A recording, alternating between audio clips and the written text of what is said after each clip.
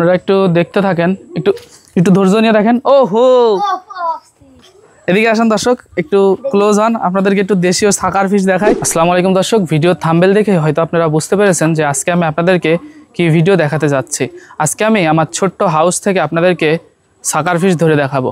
এটার নাম দিয়েছি আমি হচ্ছে বাংলা সাকার ফিশ, অর্থাৎ বাংলাদেশি সাকার ফিশ।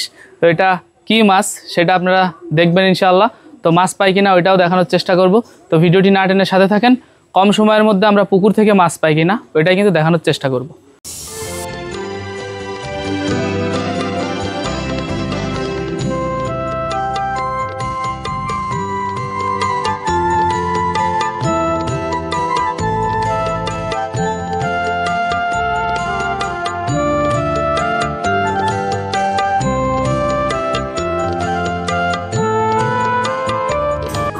আপনারা একটু দেখতে থাকেন, একটু একটু ধৈর্য নিয়ে দেখেন। ও হো, এদিকে আসেন দর্শক, একটু ক্লোজ হন, আপনাদেরকে একটু দেশীয় সাকার ফিশ দেখাই যে কি ধরার জন্য আমি এত চেষ্টা করতেছি।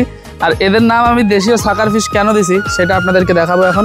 এই দেখেন, এই যে এতটুকু বয়সের, এই দেখেন, খাবার খাইতে খাইতে বলা যায় এর ভিতরে কিন্তু আমি সবসময় খাবার দিই। তো খাবার খাইতে খাইতে এর যে অবস্থা, একেবারে পেট ফুলে গেছে। এই দেখেন, এটা হচ্ছে আমাদের দেশীয় তেলাপিয়া। তো এটার নাম দিয়েছি আমি দেশীয় সাকার ফিশ। তো আপনাদের কেমন লাগতেছে এই তেলাপিয়া মাছটা? আমার কাছে কিন্তু ভালোই লাগে এই মাছ উঠাইতে, তবে এত ছোট মাছ কিন্তু উঠানো ঠিক না। এই তেলাপিয়া মাছে কিন্তু আমাদের এই ছোট্ট হাউসটা বলা যায়, ছোট্ট পুকুরটা, এই তেলাপিয়া মাছে কিন্তু একদম ভরে গেছে।